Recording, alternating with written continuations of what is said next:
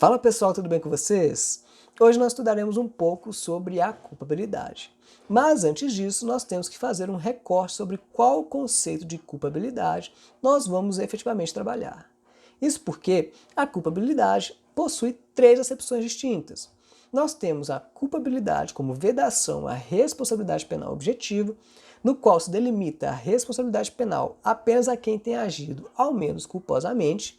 Temos também a culpabilidade como elemento de determinação ou medição da pena, funcionando como um limite à aplicação da pena na medida da culpabilidade do agente, nos termos lá do artigo 59 do Código Penal. E, por fim, a culpabilidade como fundamento da sanção penal, que é a que nós focaremos hoje, entendida como um elemento da teoria analítica de crime que versa sobre ser possível ou não a aplicação de pena ao autor de um fato típico e ilícito.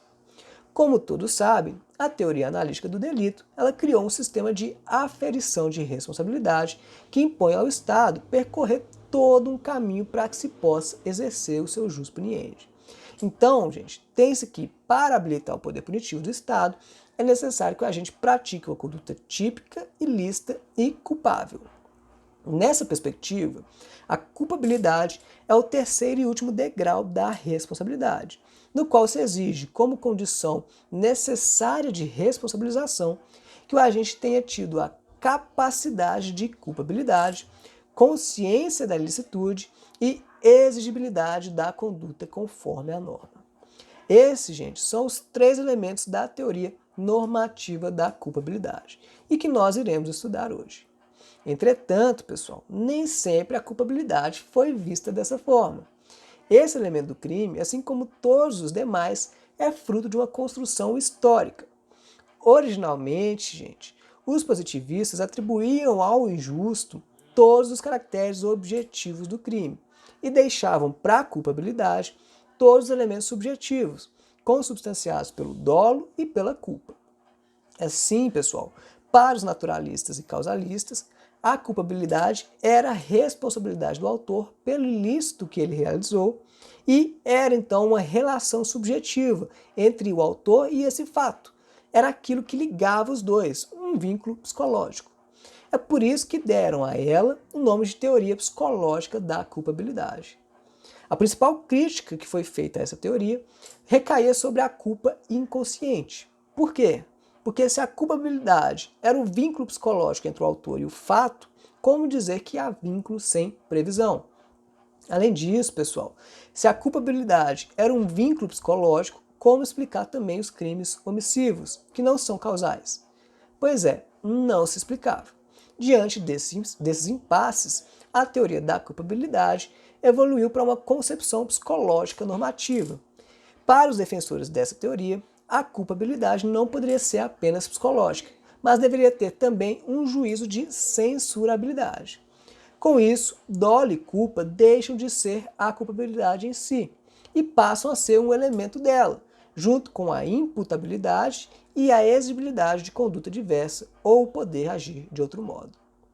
Para essa teoria, gente, a consciência da ilicitude pertencia ao dolo, tornando não só psicológico, como também normativo.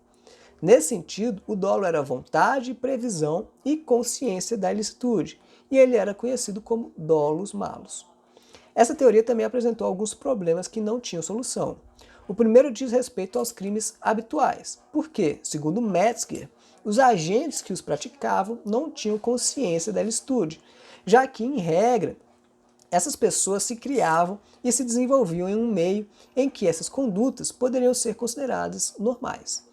Não havendo esse elemento, eles seriam então impuníveis. Para tentar solucionar isso, Metzger criou a culpabilidade pela condução de vida, o que também não foi muito bem recebido, já que criava uma punição pela personalidade, algo como um direito penal do autor, que não é concebível. Como se sabe, o direito penal ele deve punir apenas o que se faz, e não o que se é. Posteriormente, com o finalismo de Weltzl, a culpabilidade deixou de possuir elementos subjetivos e passou a ser apenas normativa, dando-se origem, então, à teoria normativa pura da culpabilidade.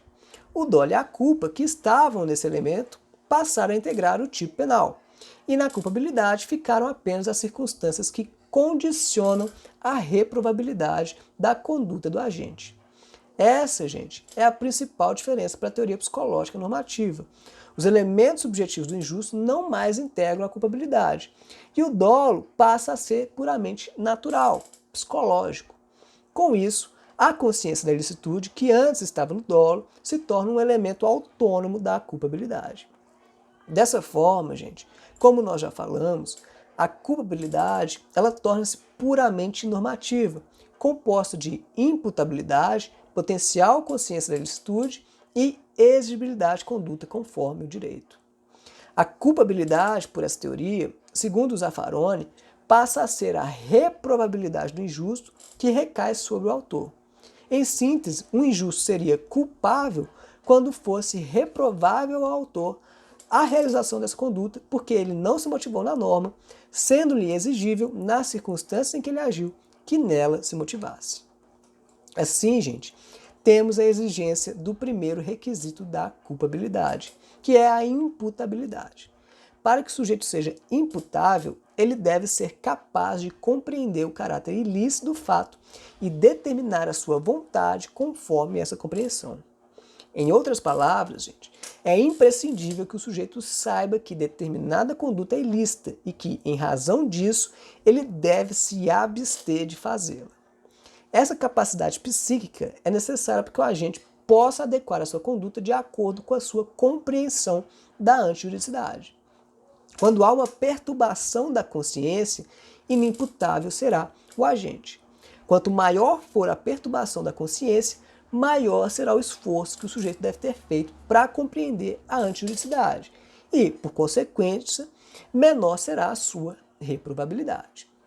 Essa perturbação pode se dar por enfermidade mental ou por desenvolvimento mental incompleto ou retardado. A inimputabilidade por incapacidade de compreensão da antijuridicidade elimina a culpabilidade porque cancela a possibilidade exigível de compreender o caráter ilícito do fato. Nesses casos, então, gente, o sujeito não consegue entender que o que faz é ilícito. Já a inimputabilidade por incapacidade de autodeterminação, ela elimina a culpabilidade porque estreita o âmbito de atuação do sujeito. Aqui, o sujeito até sabe que o que faz é ilícito, mas ele não consegue se abster de fazer isso. Há também a inimputabilidade pela menoridade. No Brasil, o legislador presumiu a inimputabilidade do menor de 18 anos, afastando dele a possibilidade de ser responsabilizado como um adulto, para preservar a sua formação, ao invés de prendê-lo em um presídio comum. O segundo elemento da culpabilidade normativa que nós vamos estudar hoje é a possibilidade de conhecimento do fato. Para que uma ação contrária ao direito possa ser reprovável ao autor, será necessário que ele conheça ou possa conhecer as circunstâncias e os elementos que pertençam ao tipo e à ilicitude.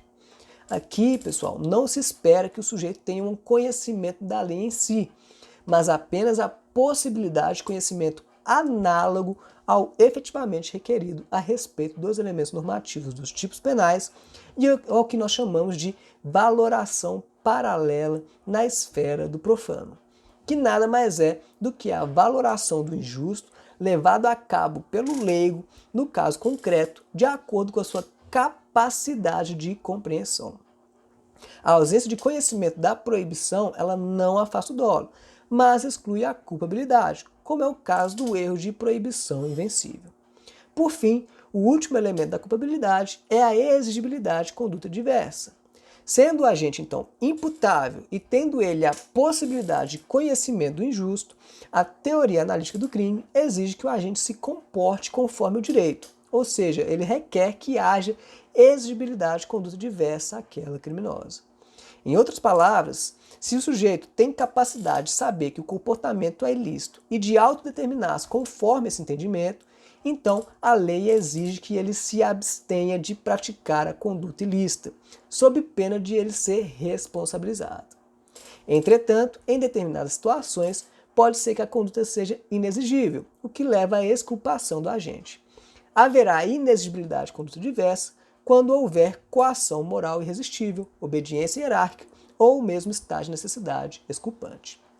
A bem da verdade, gente, a inexigibilidade de conduta diversa não é, como outrora pretendeu, uma causa de inculpabilidade, e sim a essência de todas as causas. Sempre que não há culpabilidade, é porque não há exigibilidade, seja qual for a causa que a exclua. Em um próximo vídeo, nós poderemos tratar com mais profundidade sobre essas causas que excluem a culpabilidade. Hoje nós pararemos por aqui para não deixar esse vídeo mais longo do que ele já se encontra.